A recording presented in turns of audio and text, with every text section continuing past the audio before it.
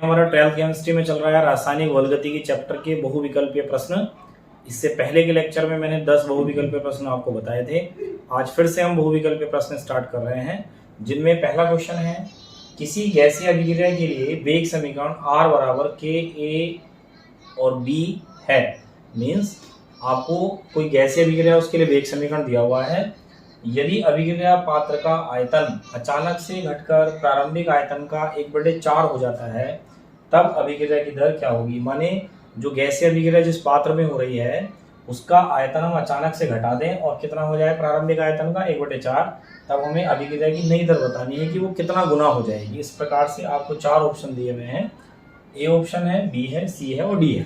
तो उसको करके देखते हैं। देखिए पहली जो दर है, माने हम लिखते हैं इस आंसर में प्रारंभिक दर।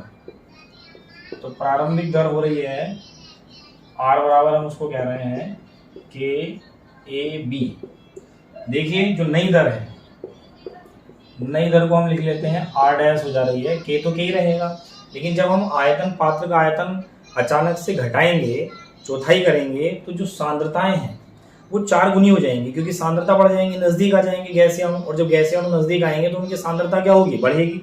तो जितना आयतन घट रहा है उतना गुना वो बढ़ जाएंगे। मीन्स A का हो जाएगा 4A और B का हो जाएगा 4B। तो यहाँ से R डैश का मान हो जाएगा, इसको हम समीकरण नंबर 1 बोल देते हैं। और K देखिए 4 यहाँ से 4 यहाँ से, तो 16K A इंटू B। तो ये इक्वेशन नंबर 2। इक्वेशन 1 और 2 को माने समीकरण 1 भागा समीकरण 2, अगर हम इन्हें भाग करते हैं तो R अपॉन R डैश आप देखेंगे। देखिए KAB और नीचे से आएगा 16KAB, ये पूरा कैंसिल हो जाएगा। तो R अपॉन R डैश बचेगा आपके पास 1/16। इधर उधर मल्टीप्लाई करते हैं तो R डैश हो जाएगा 16R। इसका मतलब है कि जो नई दर है पहली दर की कितना हो जाएगी, 16 गुनी हो जाएगी। और यदि वो 16 गुनी हो जाएगी तो ऐसा ऑप्शन कौन सा है, डी है, कि माने 16 इसका आंसर होगा। डी ऑप्शन इसका सही होगा। बात करते हैं एक और महत्वपूर्ण बहुविकल्पीय प्रश्न की। किसी प्रथम कोटि अभिक्रिया के 3/4 पूर्ण होने में तथा आधा पूर्ण होने में लगने वाले समय का अनुपात ज्ञात कीजिए। माने कोई अभिक्रिया हो रही है तो उसको 3/4 जब पूर्ण हो जाती है वो समय, और जब एक बार वो आधा पूर्ण हो जाती है तब समय का जो अनुपात है वो बताना है, इनमें से कौन होगा। मैंने आपको 4 ऑप्शन दिए हैं। ऐसे क्वेश्चन आपको कंपटीशन में बहुत ज़्यादा मिलेंगे, मैं पहले वीडियो में आपसे कहा है, तो बहुत ध्यान से देखेंगे। तो ये प्रथम कोटि अभिक्रिया है, तो हम सबसे पहले 3/4 पूर्ण होने में लगा समय ज्ञात करते हैं। तो उसको हम मान लेते हैं कि वो समय t है। तो देखिए प्रथम कोटि अभिक्रिया के लिए t का फॉर्मूला होता है 2.303 upon K log 10 base A node upon A, माने प्रारंभिक मात्रा शेष मात्रा। तो आप देखेंगे ध्यान से 2.303, K को ऐसे रहने देंगे क्योंकि प्रथम कोटि अभिक्रिया के लिए दूसरी शर्त भी वही उसी के लिए है और अभिक्रिया भी वही है, तो K तो K ही रहेगा। तो log 10 बेस वही A नोड, तो A होगी शेष मात्रा। तो जब वो 3/4 पूर्ण हो जाता है तो हमारी ये होती है शेष मात्रा। तो शेष कितना रह जाता है, जब 3/4 पूरा हो रहा है तो बच कितना रहा होगा, 1/4। भाई अगर हम A की वैल्यू निकालें, शेष मात्रा निकालें, तो जब वो 3/4 पूरा हो गया तो बचा कितना, 1/4 बचा। तो किसका, प्रारंभिक मात्रा का। माने ऐसे करके लिख देता हूं मैं A नोड। तो ये 1/4 A नोड मीन्स हम कह सकते हैं कि A नोड अपॉन 4। इसको आप सोल्व कर लो ठीक से। 2.303 अपॉन K log 10 बेस, ये 4 ऊपर और A नोड से A नोड कैंसिल, ये हो गया। फिर इसको भी आप ही लिख सकते हो 2.303 अपॉन K। देखिए log 4 को आप log 2 का स्क्वायर लिख सकते हैं। मैंने आपको एक्सरसाइज में ऐसे बहुत सारे क्वेश्चन बताए। और फिर ये हो जाएगा 2 इधर आ जाएगा, तो 2.303 upon K into 2 log 10 base 2। देखिए मैं तो बहुत डिटेल में करके बता रहा हूँ, ये ऑब्जेक्टिव क्वेश्चन है तो आपको बहुत फास्ट आना चाहिए सब चीज़ें, क्योंकि चैप्टर बहुत अच्छे से पढ़ा है। क्योंकि सीधे 4 गया, 2 का स्क्वायर बना होगा, 2 सामने आ जाएगा, 2 log 10 बेस 3 हो जाएगा। इसके बाद हम बात करते हैं आधा पूर्ण होने में। तो इसी को, तो आधा पूर्ण होने में तो उस समय को हम टी हाफ से इंडिकेट कर देते हैं। तो टी हाफ इक्वल टू हो जाएगा 2.303 upon K log 10 base A node तो ही रहेगा, लेकिन अब जो शेष मात्रा हो जाएगी वो प्रारंभिक की कितनी हो जाएगी, आधी। क्योंकि आधा पूर्ण होने में, तो आधा पूर्ण हो रहा है तो बच भी तो आधा ही रहा होगा, तो इसलिए शेष मात्रा की जगह कितना लिख दिया, सीधे सीधे प्रारंभिक मात्रा का आधा। वही मैं यहाँ कहना चाह रहा था। कि जब 3/4 पूरा हो जा रहा है तो शेष मात्रा कितनी हो रही है, प्रारंभिक मात्रा की चौथाई रह जाएगी ना, तो ऐसे वहाँ दी। तो इसको अगर आप देखेंगे तो टी हाफ हो जाएगा 2.303 के, देखिए ए नोट से ए नोट कैंसिल 2 पड़ जाएगा, log 10⁻²। इसको इक्वेशन नंबर 2 बोल देते हैं और इसको इक्वेशन नंबर 1 बोल देते हैं। समीकरण 1 और 2 को आपस में कर लेते हैं भाग, डिवाइड कर लेते हैं, और अगर डिवाइड करते हैं तो ये हो जाएगा t/t हाफ। तो आप देखेंगे ये पूरा 2.303 अपॉन के 2.303 के log 2 कैंसिल हो जाएगा, फाइनली जो बच रहा है वो 2 बच रहा है यहाँ से, ये क्योंकि ये पूरा टर्म ये बन गया है, तो यहाँ से एक एक्स्ट्रा 2 है तो 2, तो ये 2/1 भी लिख सकते हैं हम इसको। तो हम क्या कह सकते हैं कि t/t हाफ होगा 2:1। माने आप कहिए कि 3/4 पूर्ण होने में लगा समय t था और आधा से पूर्ण होने में लगा समय t हाफ था, तो उनका अनुपात बताना था 2:1। 2 अगर आप चेक करेंगे तो ऑप्शन आ रहा है सी। तो इसका मतलब क्या है, सही जो आंसर है इस बहुविकल्पीय प्रश्न का क्या है, 2:1। देखिए मैंने कैसे किया है, और ठीक से और कॉपी पर जरूर नोट करते रहिए। वीडियो देखने के बाद आप इस क्वेश्चन को कैसे मैं सॉल्यूशन करके बता रहा हूँ वो सब नोट कर लें, क्योंकि बहुत ही ज़्यादा इंपॉर्टेंट 12th एग्जाम और कंपटीशन एग्जाम के लिए ये क्वेश्चन है। देखिए एक बहुत अच्छा क्वेश्चन जो कि बहुत सारे कंपटीशन एग्जाम में आया हुआ भी है। log 10 के और 1/t के मध्य ग्राफ खींचने पर प्राप्त रेखा की ढाल ज्ञात कीजिए। ये मैंने आपको स्पेशली जब प्रथम कोटि और शून्य कोटि अभिक्रिया के लिए ग्राफ खिंचाए हैं, जो पहले के लेक्चर में ये बातें वहाँ पर मैं बता चुका हूँ, तो आप वहाँ से देख सकते हैं। और अगर सामान्यता मैं बताऊँ तो आप देखिए आर्हेनियस समीकरण से इन दोनों के बीच एक ग्राफ आता है, तो जो आर्हेनियस समीकरण है वो होता है log 10 के इक्वल log 10 माइनस ए अपॉन 2.303 r t, ये होता है। आप इसकी जो तुलना करेंगे वो y बराबर mx प्लस c से करेंगे।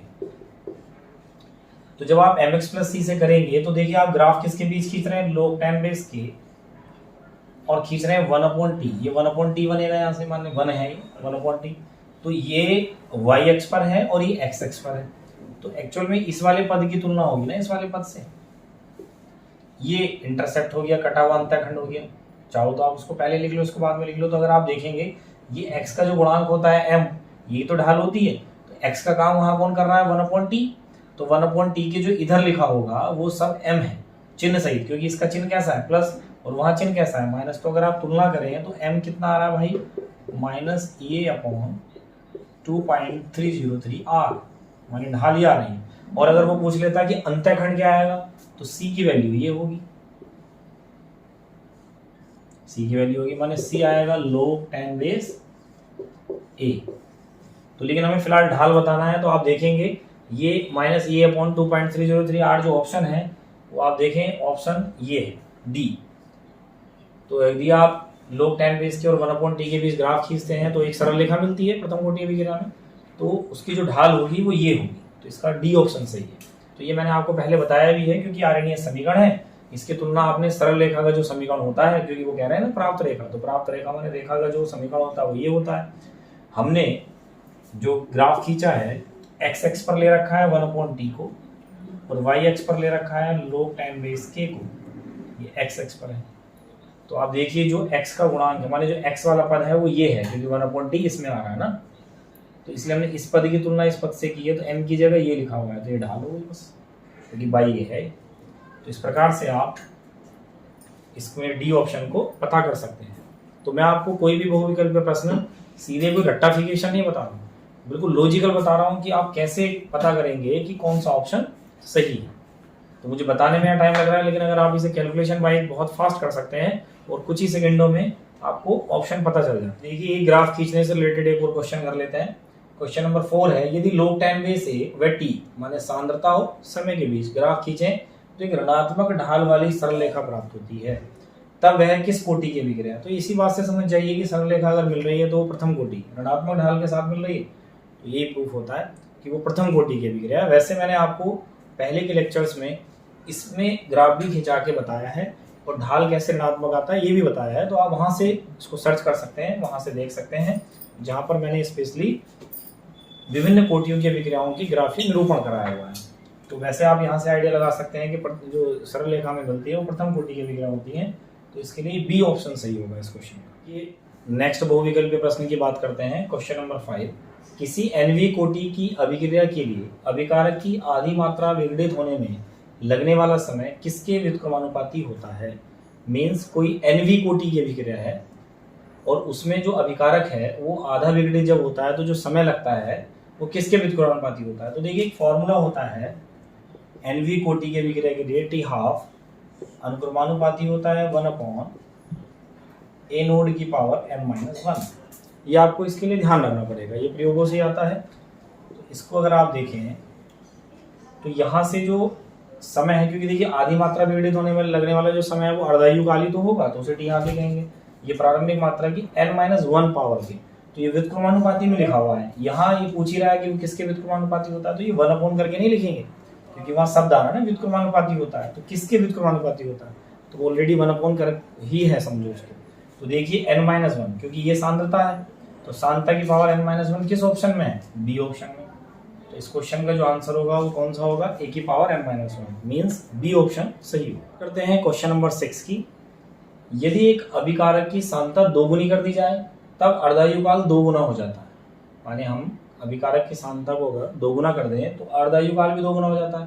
तब अभिक्रिया की कोटि बतानी है कि वो कौन सी कोटि की अभिक्रिया होगी। तो चलिए हम स्टार्टिंग शून्य कोटि अभिक्रिया से ही कर लेते हैं। तो शून्य कोटि अभिक्रिया के लिए जो अर्धायुकाल का फॉर्मूला होता है वो ये होता है a0/2k। इसे हम कह देते हैं इक्वेशन नंबर 1। जब हम अभिकारक की सांद्रता दोगुनी कर देते हैं तब हम ऐसा मान लेते हैं कि अर्धायुकाल t डैश हाफ हो जाता है। तो a नोड की जगह कितना हो जाएगा, 2a0/2k। यहाँ से इस 2 को मैं बाहर लिख लेता हूँ, तो a0/2k ऐसे रख देते हैं। समीकरण नंबर 2, समीकरण 1 और 2 का भाग कर लीजिए। तो समीकरण 1 समीकरण 2, तो यहाँ से आपको मिल रहा है t डैश हाफ, तो ये हो रहा है a0/2k और ये हो रहा है 2a0/2k।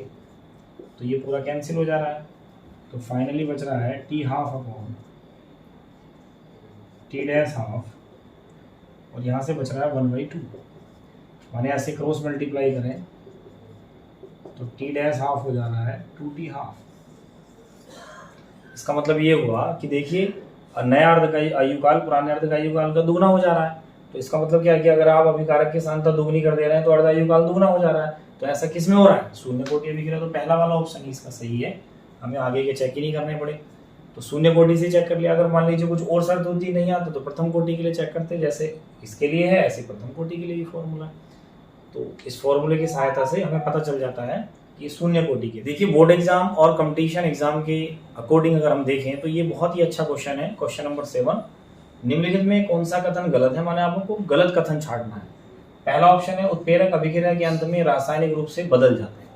देखिए मैंने आपको जब अभिक्रिया के वेग को प्रभावित करने वाले कारक पढ़ाए हैं पिछले लेक्चर उसमें, तो वहां पर एक आया था उत्प्रेरक का प्रभाव। तो मैंने वहां क्रियाविधि पूरा करके बताया था कि वो एनर्जी बैरियर होता है, कि उत्प्रेरक ऐसा क्या कर देता है कि अभिक्रिया का वेग बढ़ जाता है। तो वहां उससे पहले मैंने उत्प्रेरकों की सामान्य विशेषताएं बताई थी और मैंने ये कहा था कि उत्प्रेरक जैसे अभिक्रिया के शुरू में लिए जाते हैं वैसे के वैसे आपको अभिक्रिया के बाद में मिलते हैं, जबकि ये क्या कह रहा है, उत्प्रेरक अभिक्रिया के अंत में रासायनिक रूप से बदल जाते हैं। तो ये बात गलत लिखी हुई है और हमने गलत ही कथन छांटना है। तो इसका ए ऑप्शन सही होगा इस क्वेश्चन का। लेकिन हम नीचे के स्टेटमेंट पढ़ के देख लेते हैं एक बार। सामान्यतः उत्प्रेरक किसी रासायनिक अभिक्रिया को प्रारंभ नहीं करा सकते, सही बात है।